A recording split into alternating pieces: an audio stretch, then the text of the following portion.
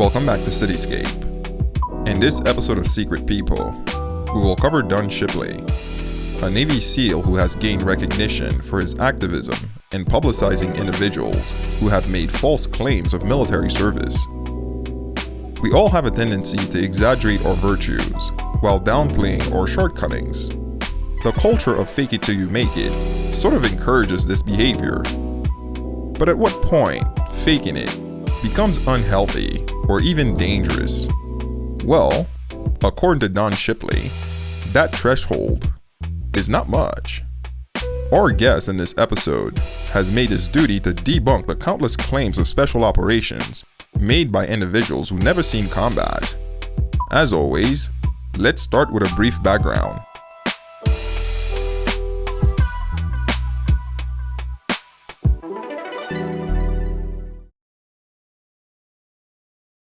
Don Shipley joined the United States Navy in 1978 and became a Navy SEAL in 1984.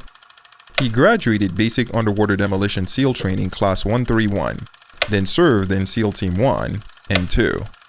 He was also the SEAL Demolition Instructor for Class 234, a class that would reach legendary fame through the Discovery Channel. For the first 2 weeks of second phase, Class 234 learns the basics of diving physics, diving medicine, and diving decompression tables for a written test that is the most demanding academic test in BUDS.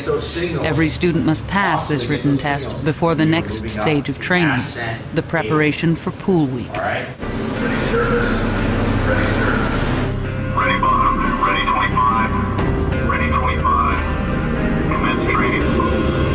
The dive tower is a cylinder of water 50 feet deep, where the students are introduced to free swimming ascent, or FSA. For most of Class 234, this is their first extended experience underwater. Each student makes one FSA from 25 feet and one from 50 feet, after breathing air under pressure inside a diving belt. Breathing pressured air at 25 feet gives a person twice the volume of air in his lungs than normal. At 50 feet, close to 3 times the normal amount. FSA is an essential technique used if a SEAL must ditch his equipment underwater and surface safely. Instructors guide each student through each ascent, observing their comfort level in the water. As he goes to the surface, each student must continuously exhale, never exceeding the ascent speed of his own bubbles. To do so risks the expansion of the compressed air in his lungs, with the potential for a fatal result.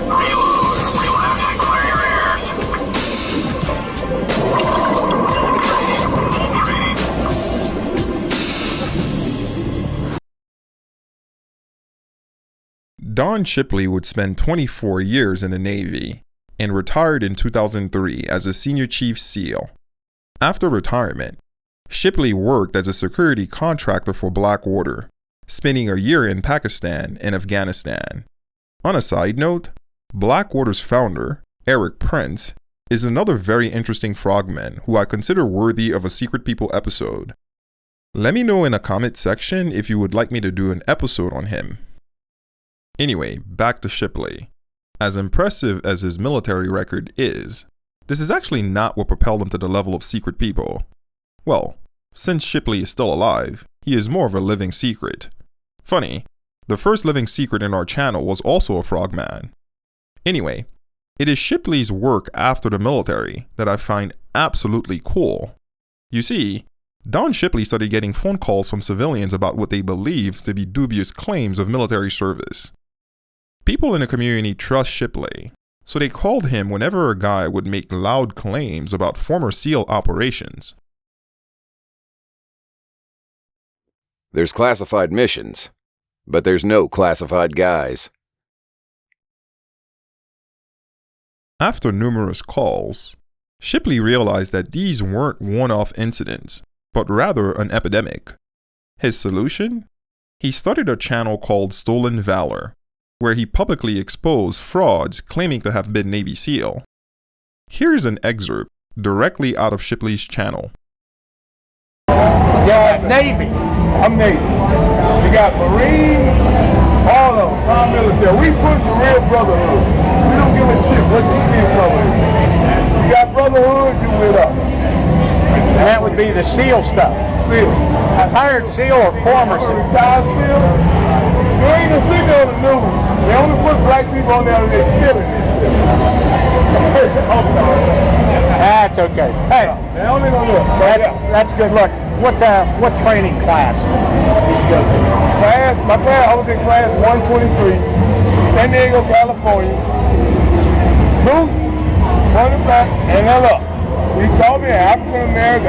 Whatever you want to land, I'm American. And I follow orders. What year would that class have graduated? That class would be 1989. Now, Check it out. what team were you assigned? 2, Little Creek Amphibious Base. SEAL Team 2. Check it out. That's cool. You know, I went through class 131 in 1984. See? So class 123 would have been well before that. Check me out. Check me out. Michael Hall is my name. It might be. Check it out. Where's something like that? What class did you go through? I went through much class 120. Check me out. You went through 123 in what, 89? You're wearing that trident there. I went through class 120 in 1981. Think so? Yeah, I know so. Find out. Check this. Can you name any other SEAL we might know? We were both retired SEALs. Captain William was my commander. William. Captain William. Captain William. Check it out. Well, I'm trying to, but that's not working too well. Check it out. That's all I do. When you coming, I work at New Orleans holiday. Check it out. And when you check it out, you come check me out. Well, I can check it out, but I'm already checking it out. 123 to graduate in 1989. Check it out. I know you don't want to believe it. Check it out. Then we'll talk. After you check it out, we'll talk.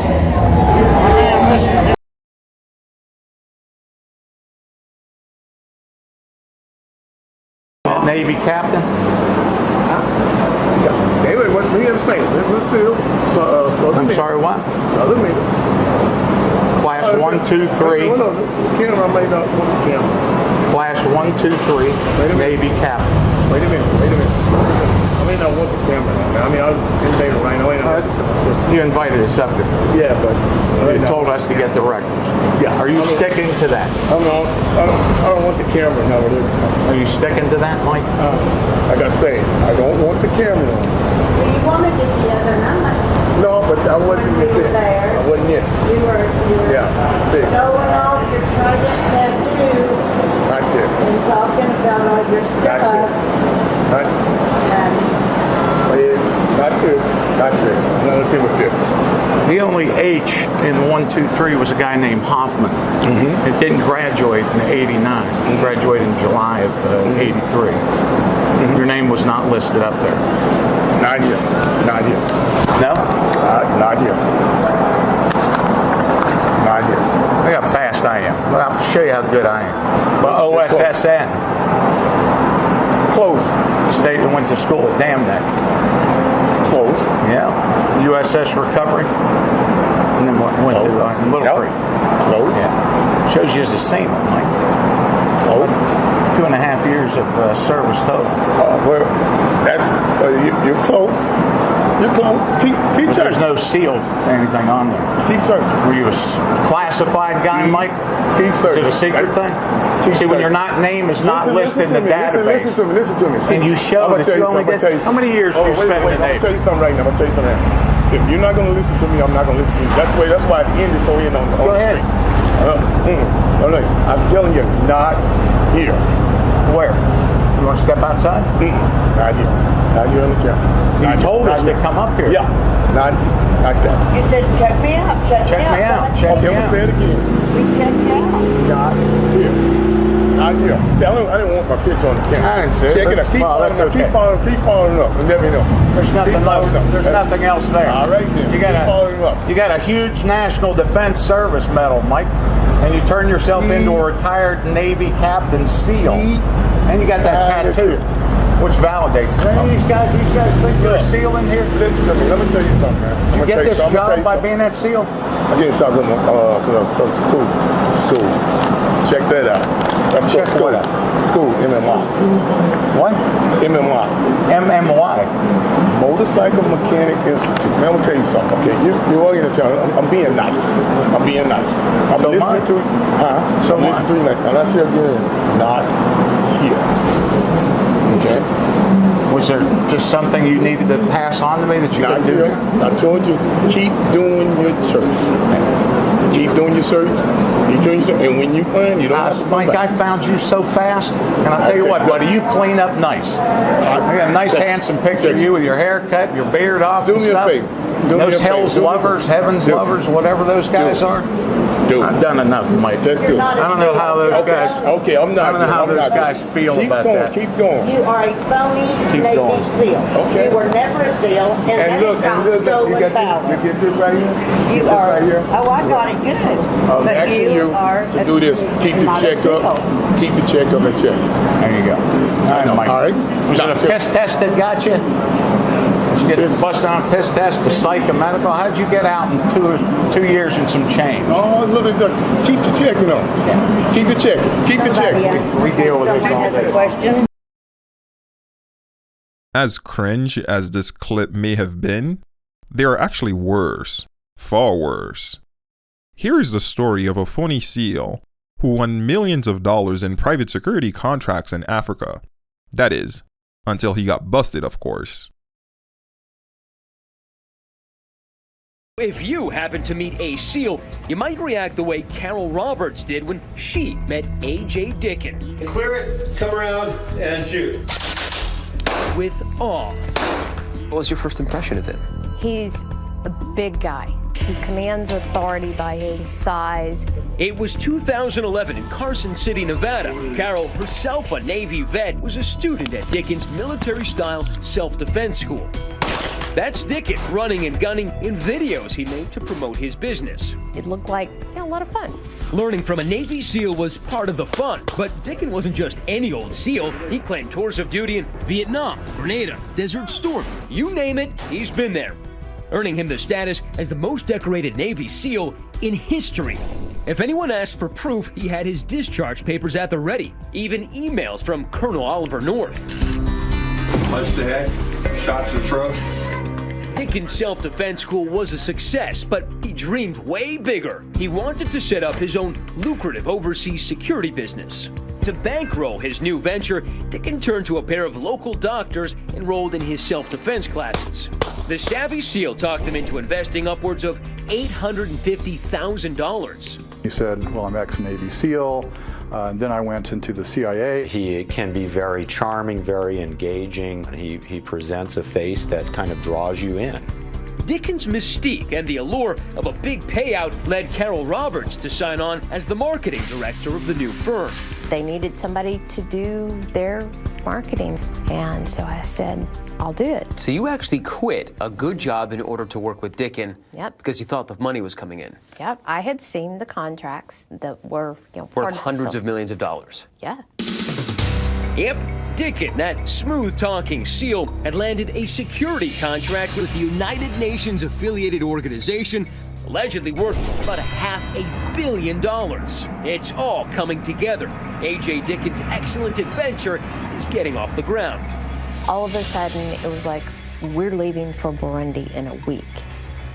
No, this isn't the script for an action flick, but the first bit of business for Dickin's new venture. Deep in the African nation of Burundi, there's a construction project looking to hire a security firm. Dickin leads an expedition there to seal the deal. Carol Roberts is part of that team, as is chief pilot Mike Reynolds. But shortly after they land, the wheels start falling off. By the second day, we realized that people didn't know who we were, what we were doing there. His house of cards started to crumble. The business trip to Burundi is turned into a bungle in the jungle. And when the going gets tough, the tough get drunk. He'd fill up a glass of vodka and have that down for breakfast. It was insane. The whole situation there was just dangerous.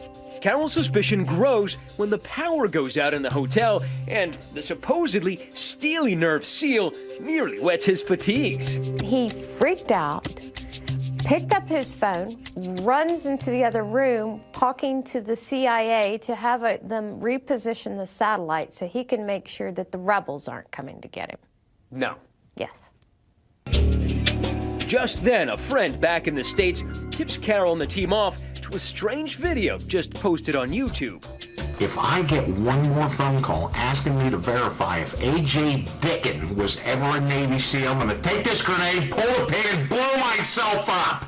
The guy in the video isn't some lunatic. He's actually a real former Navy SEAL, one Senior Chief Don Shipley. I knew right away you weren't fake. All I got to do is check your name. I'll check your name. Just like that, a couple of keystrokes. I'll tell you if that guy was ever a SEAL or not. Shipley has made it his personal mission to ferret out the fakes every single day using a special database only real SEALs can access. How many guys have you exposed? Thousands. Thousands? Oh, yeah. I verify on average at least 20 fraudulent SEAL claims every day. There are a plethora of these con artists throughout the country. There are even phony admirals taking pictures with civilians. McDaniel finally told the truth, admitting all those military exploits were fiction. He apologized and said the idea of wearing a Navy admiral's uniform that day was to honor his late father, who had served in the Navy. Problem is that his dad was not an admiral either.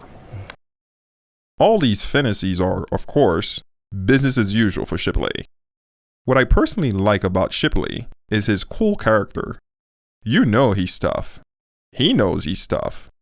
But he doesn't necessarily communicate it, nor does he barrage these con artists. In fact, I was quite impressed with his patience. Now, where is Don Shipley, you ask? Unfortunately, YouTube took down his channel in 2019. Shipley said that this was in retaliation for exposing activist Nathan Phillips, who made the false claim of having been a Vietnam veteran and recon ranger, when in fact, Phillips had only served in the Marine Corps Reserves as a refrigerator technician.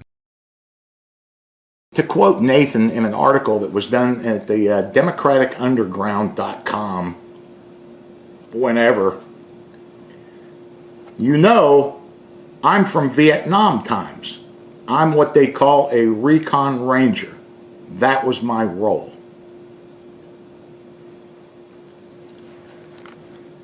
I get you down as an electrician.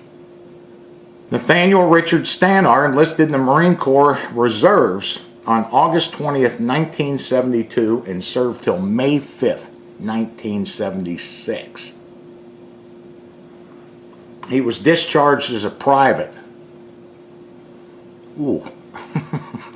When I was there and I was standing there and I seen that group of people in front of me and I seen the angry faces and all of that, I realized I had put myself in a really dangerous situation, you know. It was like, here's a group of people who were angry at somebody else and I put myself in front of that and all of a sudden I'm the one who's all that anger and all that wanting to have the freedom to just rip me apart, you know. That was scary. His entire military education was as a basic electrician in the Marine Corps, and the only award the guy got was an expert rifle badge.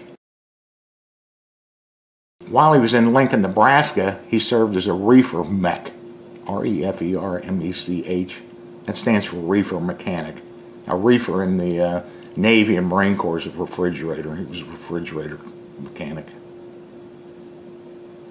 Yeah. In Nebraska. In 74 and 75, he was in El Toro, California, the Marine base there. He must have had a bad time there. Poor guy. He went AWOL a few times and got his peep slapped for it. Don't go AWOL in the Marine Corps. They don't like that shit. YouTube, on the other hand, claims otherwise. YouTube issued a statement saying the account was terminated because Shipley was sharing too much identifying information, including home addresses and phone numbers. This is in violation with YouTube's policy that prevents the harassment of others. Whether or not this is true, I'm sure will cause plenty of debates in the comment section.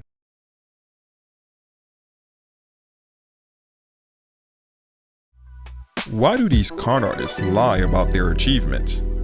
I sincerely believe it's from the psychological need to be desired, to show we have something special to give the world.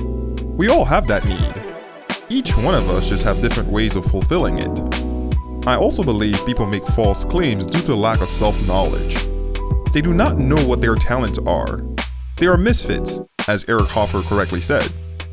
If they knew what they were exceptionally good at, they would be more comfortable with what they are not good at. Of course, military valor is not the only thing people steal. People falsely claim business accomplishments, academic prestige, technical ability, and sexual prowess. All of us have made one or more of these trespasses to some degree. The best way to prevent doing this is to first explore ourselves until we discover our gifts. And second, remember the sacrifices great people made to obtain their accomplishments. They've paid the price for their status. Don't cheat them. As a parting note, I will share a story from Don Shipley that reminds us to respect the valor of combat veterans, whether Army, Navy, or Marine Corps. I graduated BUDS training and was assigned to SEAL Team 1, Foxtrot Platoon, and began SBI, SEAL Basic Indoc, now called SQT, SEAL Qualification Training. Our land warfare, tactics, and demolition training was conducted at a small SEAL camp in the Sonoran Desert in Niland, California, and SQTs are still conducted there today. Our camps back then were old metal buildings with uneven floors and just plain crappy living, but I loved it there. Bunkers for the bullets and demolitions, classroom, showers, bunks, and a dilapidated part we called a chow hall. No cooks in white hats and jackets in the chow hall. We were on our own each day for meals, which consisted of macaroni and cheese, ramen noodles, and a bowl of cereal for breakfast. Bachelor-type foods. My brain does much Control-Alt-Delete these days, as whatever doesn't seem very important is erased from my memory. But one of the clearest memories I have of being a SEAL was having a bowl of cereal in the chow hall for breakfast one morning at Niland. June 8th, 1985. The chow hall was full of chatter that morning, as some 50 of us sat at tables having breakfast and trading insults with each other, ready to begin a very long and very hot day in the desert heat, running tactics training. I was having a bowl of cereal, and it was 07:45 in the morning. Exactly 07:45. I remember when our lead SEAL instructor entered the chow hall. We were out of BUDS, and our instructors now were just fellow SEALs from Team 1. No dropping for push-ups, no goon squads. We were far past that, but they were deeply respected, and when one of them said something, we all listened intently. While we all sat with a mouthful of food, our instructor waited for everyone's attention and total silence before he spoke. He said, "Todd Haka was killed last night." He waited for a few brief seconds and finished by saying, "Get your shit and be on the range in 15 minutes. And he turned and walked out of the chow hall, leaving all of us dumbstruck. Todd was returning to the SEAL camp and took a sharp turn driving one of the old military jeeps we had at camp. The jeep rolled, and Todd was killed. None of us noticed Todd wasn't at chow that morning, and Todd slept right next to my bunk. We were friends. The chow hall became ghostly quiet as we all stared in disbelief for a moment. In those days, we went through SBI as platoons, so not everybody was a new guy like myself, but most of us were. For most of us, that day, it was the first death in SEAL team we'd been exposed to. For the older SEALs present, it was far from a new experience for them, after spending so many years in SEAL team. It happens. I was a new SEAL, but I'd been in the Navy already for 5 years. Guys had died on ships I was on before, and things just stopped when they happened for the most part. The captain would speak. The chaplain, and much focused around the guy that died in the daily activity on board ship. There was none of that when Todd died. Get your shit and be on the range in 15 minutes. I clearly remember thinking what a truly hard fraternity of hard men I had joined, and the instructor's reaction quickly made sense to me. There was nothing we could do for Todd. No day off. No counseling was needed. As SEALs, we had a job to do. We needed to push past this and finish training. We needed to finish the mission. And I grew up much that day as a young SEAL. I've attended too many memorial services for SEALs killed I remember attending one in Arkansas while training there, and we left our weapons at the door of an Army chapel and listened to the service, wearing our assault gear and covered in mud. I ran SQT demolition training for Class 234, made famous in the Discovery Channel special about Bud's training at Nyland, 16 years after Todd was killed there. Our demolition training was being conducted on September 11th, 2001, when planes struck the World Trade Center as we watched in horror.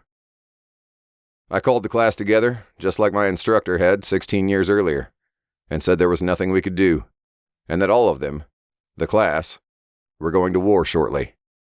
We needed to finish training, and we did. We loaded all our demolitions in 6x6 trucks and began to drive out of the same gate I passed through the day Todd was killed. I stopped short of the gate and yelled for one of the guys to run back and lower the flag to half-mast for the folks in New York. I'll attend another memorial soon for Nick Check, who was killed during a hostage rescue in Afghanistan last week. Nick graduated SEAL training with my son in Class 247 in 2004, and I was very proud to attend his graduation. Nick spent time at our cabin over the years for parties, and we have his old camouflage uniforms, which you guys still wear during the courses here. A very gifted, good-looking young SEAL, and after 28 years of attending SEAL memorials, it never gets easier. His service will be very tough on Diane and myself. Kick some ass, Nick. Thank you, bro. See you next time.